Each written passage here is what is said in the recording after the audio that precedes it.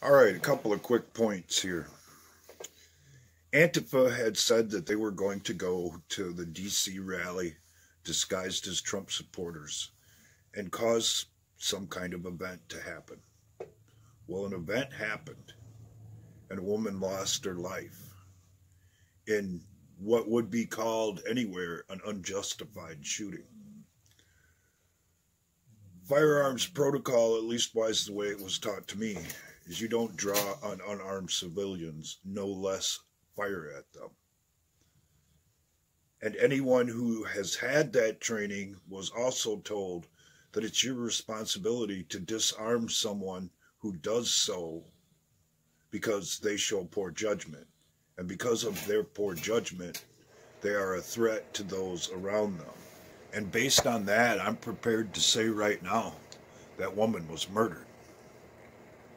That was not a justifiable shooting in any way, shape, or form.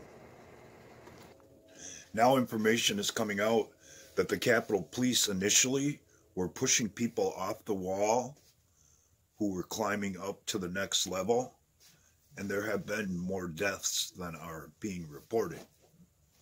I've mentioned this before, but most people still aren't willing to believe it.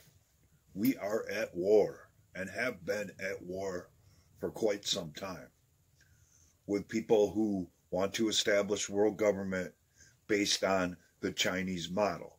So obviously China is involved.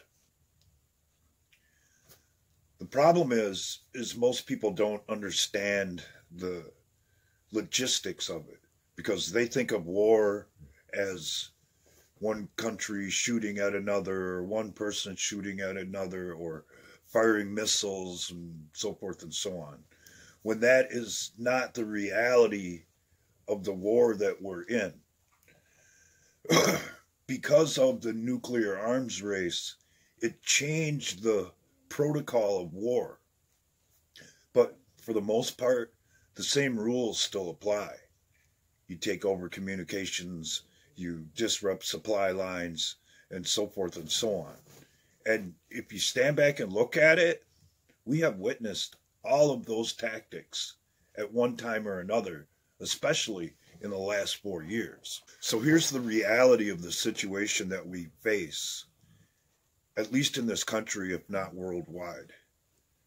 Under the Constitution, we, the citizens of this country, have the right to abolish our government should we decide or find that it doesn't suit our needs and beliefs.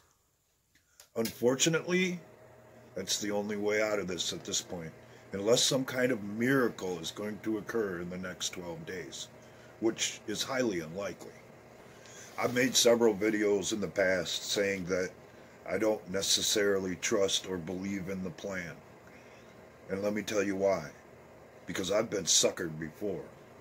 I've been told things that I wanted to hear along the way to get me to fall in line and do what needed to be done so other people could accomplish their agendas, and got totally screwed at the end.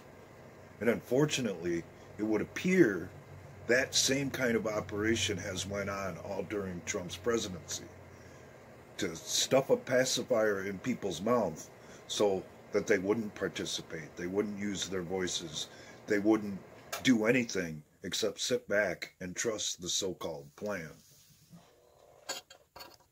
Was I hoping that it was true and that there was some easy way out of this where no lives would have to be lost, no sacrifices would have to be made on the general public's behalf, and so forth and so on? Yes, I did hope that it was true. But think it was true? That's a stretch. Because I know through personal experience, in order to change anything, you have to take action. A broken starter isn't going to fix itself. If a water pump's going out on an engine, you don't get to wish it to be better. It doesn't work like that. You have to take some kind of action. And if you're not willing to do so, more than likely, things are going to get worse. And that brings me to my own personal dilemma. I live in a state that enabled this fraud to happen. And I don't like that, and I don't like that one bit. And the writing on the wall says to me that when the tyranny starts to be installed as policy, and don't shit yourself, it will, that more than likely my state's going to fall in line. And I don't like that at all. So I have to consider leaving where I'm at, leaving a place that I grew up in, that my family stays in, because of their betrayal of my beliefs. And not unlike the situation with my own people, we got in this situation by looking the other way, by tolerating too much, by not raising our voices and taking action when that's what was obviously needed.